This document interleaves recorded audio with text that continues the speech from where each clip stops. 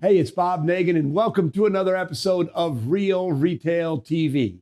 Today, I'm going to discuss something called the retailer's journey, and hopefully you'll see yourself in this episode and you'll learn how you can move yourself along.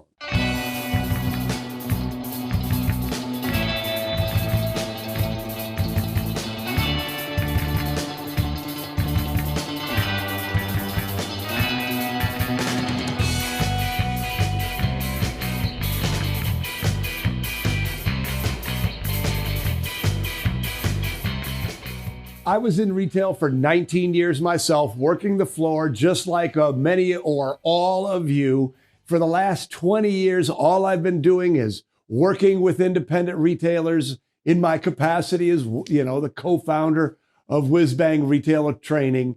And I have seen this pattern play itself out hundreds and hundreds and hundreds of times. There is a predictable pattern in the way that retailers grow. And I call it the retailer's journey. And I would encourage you to think about where you are on this journey as I explore the different steps. So the first step, the first phase in the retailer's journey is this thing called Shopkeeper. And when I was 23 years old, I opened one of the world's first kite shops. And I knew nothing about retail. I knew nothing about business. I was truly a shopkeeper. And there are a couple things that sort of signify someone being a shopkeeper. The first is passion. And my passion was for my product. I loved kites. I loved everything about kites. And I thought that if I just loved kites enough, that somehow I was going to, I thought I was going to become rich. But I quickly learned that your passion for your product is not enough to make you profitable. The focus of a shopkeeper is on putting out fires. I didn't know what I was doing, so there was always a problem. And I didn't have time to get in front of those problems and solve those problems. I was merely a fireman. The operative concept here is spray and pray. As a fireman, I would spray and put out the fire and pray that it didn't start again. But you know, and I know, it usually flared up again. The emotions that the shopkeeper feel are overwhelm and stress. Don't get me wrong, starting your retail business and being a shopkeeper is filled with joy and excitement and great feelings, but it's also really, really stressful. It's really overwhelming because you don't know what you're doing. And the mindset is a scarcity mindset. Your feeling is there's not enough. And the reason that you feel there's not enough is because usually there isn't enough. You don't have enough time. You don't have enough skills. You don't have enough money. You don't know what you're doing. So you live in this world of scarcity because it's natural. It's hard to get past that. And the thinking of a shopkeeper is very, very tactical. You're just trying to solve a problem and move on. You're trying to get better. You're not thinking strategically at all. You are in the weeds, working in the weeds. And if you're a shopkeeper right now, please don't think that that is a judgment on your intelligence, on your potential. Don't think it's a judgment. Everybody starts as a shopkeeper. I started as a shopkeeper. Even people who are experienced business people start as shopkeepers. Kathy McKillop, who was a very, very successful retailer. She owned her own quilt store, very successful quilt store, successfully sold it. She is now a Whiz Bang certified retail coach. She shared the same story with me. She was a software executive with 200 people returning to her, but she loved quilting. So she thought, I'll buy this little quilt shop. How hard can it be to run a quilt store? I'm a successful business executive. She found out just how hard it can be to run a successful independent retail store. Even though she was an experienced business person in retail, she needed to start out as a shopkeeper. So the second stage, the middle stage of the retailer's journey is when you become a retail pro. And the retail pro is where everyone should aspire to get as quickly as possible. When you get to retail pro, you have a much deeper peace of mind. You're having a lot more fun. You are making money, and you have essentially sort of fulfilled your retail dream. But the retail pro's passion is not for their product, although you may still have that passion for your product. Your passion is for your profession. You want to be good. You want your store to be good. You want to be a professional business person, a professional retailer.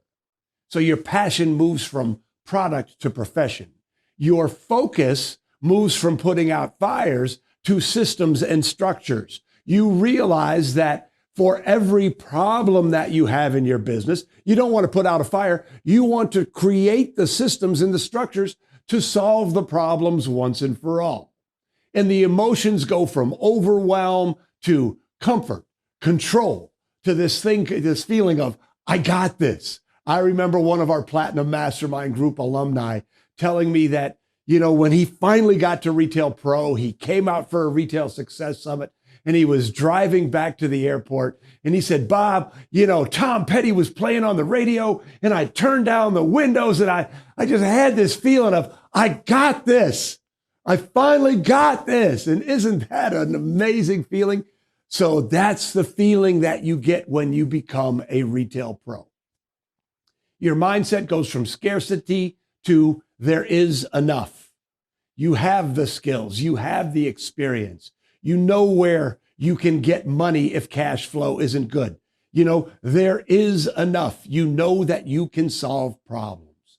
The thinking, instead of being tactical, the thinking of a retail pro is working on your business. You remove yourself from the day-to-day on occasion or regularly or all the time, and you're working on building a better business. You are now out of the weeds and looking down at your business in a very dispassionate, professional way. So now this is very, very, very interesting to me, and I've seen it again and again and again. And again, it happened to me. It seems that it happens at year 2. At year 2, you hit this thing that I call the danger zone. So, excuse my language, but I call it the oh shit moment, right? That's when you realize that you don't know what you're doing and something has to change or you're going to go out of business. And the reason that I say it was year 2 is that's when it happened to me, and that's when it happens to just about everybody I know. Year 2 is when you go, okay, I don't know how to do this. So now here's what happens when a retailer is in the danger zone between shopkeeper and retail pro. Some people start to place blame. They don't take responsibility for their success. They blame it on the Chamber of Commerce. They blame it on the economy. They blame it on their vendors. They find someone else to blame for their lack of success. And those people are soon to be out of business. It is hard to stay a shopkeeper for too many years before you either burn out or you financially fail. But now the other group of people that hit shopkeeper and go on to retail pro are people who say, wait a second, yes, things aren't working the way that they're supposed to work. But what that means is that I have to, roll up my sleeves and get to work. I need to figure out how to become successful. And they do that by several different ways. One is they get how-to information. If you're a shopkeeper right now trying to become a retail pro, you need to invest in the Retail Mastery System. I don't know any other way to say it, but it's all of the skills you need to become a retail pro all in one package. So it's how-to information. It's practical skills. You're out there working every day. You're learning leadership on the fly. You're figuring out how to manage your inventory. You're learning these practical skills on the fly. I'm going to go back to the retail mastery system and say, not only are you learning these practical, these skills on the fly, but if you have the retail mastery system teaching you in conjunction with the experiences that you're already having running your business, your growth is going to accelerate significantly. And while you're growing, while you're figuring things out, while you're learning from the retail mastery system or wherever you learn the skills from, every time you have a success, your confidence expands. Confidence is everything. And when you start to learn, when you start to grow, everything good starts to happen for you. The third and final phase is this thing that I call entrepreneur as artist. And this is when you've sort of transcended being a retail pro. People who are whiz-bang certified retail coaches tend to be entrepreneurs as artists. You're an entrepreneur, you love doing things, and all of a sudden you've got your business on rail. You might become a little bored. You might be looking for something else to do. You see, you've got your store dialed in. You are a true retail pro. You're ready to do something else that might be even more interesting. So the entrepreneur as artists, their passion is for possibilities. They're thinking bigger. Not only are they out of the weeds, but they're seeing the world from 30,000 feet, to use the airline analogy. The entrepreneurs, artists, their focus is on leadership and vision and what my colleague Dan Sullivan calls unique ability. They like to do the things that they like to do. They like to do the things that bring them joy, that make a difference. The emotions they experience are joy, excitement, playfulness. Now being an entrepreneur is play. The shopkeeper is all wound up in doing the work. The entrepreneur as artist sees it all as play. The mindset of the entrepreneur as artist is abundance. It's freedom. They have enough money. They have the team. They have the structures. They have the systems. It's all working the way it's supposed to work. So they are now free to do what they want to do. And their thinking is very, very strategic. They see the bigger picture. They see where they want to go. They have strategies. They employ the strategies. Everything works the way it's supposed to work. And if that doesn't work the way it's supposed to work, they have the skills and the confidence to go back and make it work. So how do you move from retail pro to entrepreneur as artist? The first thing that I want to say is you don't have to. I'm suggesting you really need to move from shopkeeper to retail pro, but a lot of people get to retail pro and they have, manifested their vision. You may want to have one store with 5, 10 employees, super loyal customers who love you. You're making a nice living. You're paying for your retirement. That's all you want. And if that's all you want, that's okay. You can stay at our pro, at retail pro. But if you want to become an entrepreneur as artist, you need mentors. You need to invest in coaches. You need to invest in the best conferences. You need to come to the Retail Success Summit. You need to fill your mind with great ideas. You need to expose yourself to other ways of thinking. Another way to make that shift into entrepreneur as artist is to join masterminds. The Platinum Mastermind group that we lead is a group of the smartest retailers in that anywhere. And so imagine, you getting together with me and Susan and, a dozen or so super smart retailers. You sit down in the room, you think about it, you solve problems, you share best practices, you expand your mind. The late jurist Oliver Wendell Holmes once said, A mind once expanded will never return to its original shape. If you join a high-level mastermind, and of course I'm pitching you on the Platinum Mastermind Group. I love the Platinum Mastermind Group. And if you're a retailer, there's nothing better. But there are lots of masterminds that you can join. You join a mastermind and you participate fully, your mind will stretch. You will get better. It will lead you down the road to being an entrepreneur as artist. And the final thing, and this goes for everybody in every stage of their retailer's journey, there's self-development. You cannot become a bigger, better business without becoming a better person.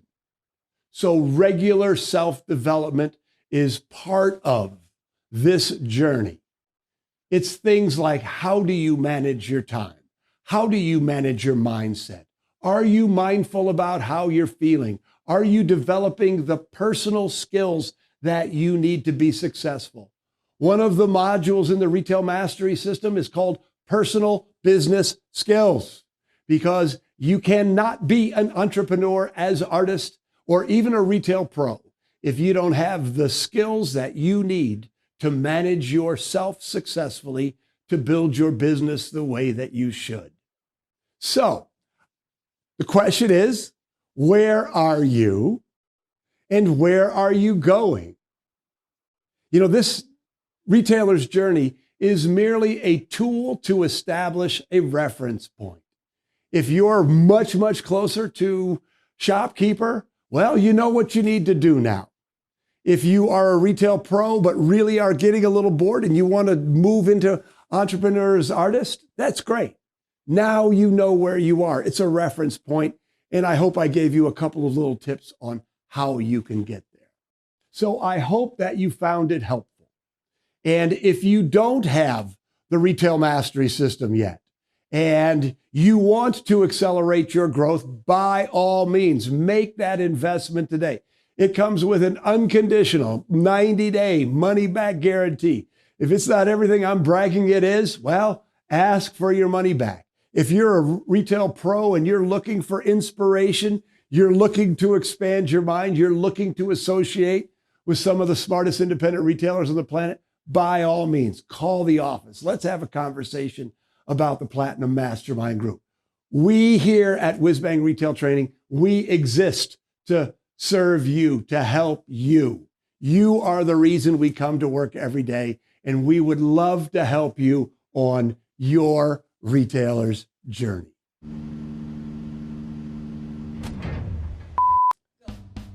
Hey, it's Bob Nagin. Well, hey, it's Bob Nagin, and in this episode, hey, if you're anywhere, how am I? No. Yeah. I'll do, just let me keep playing with it. Okay? Yes?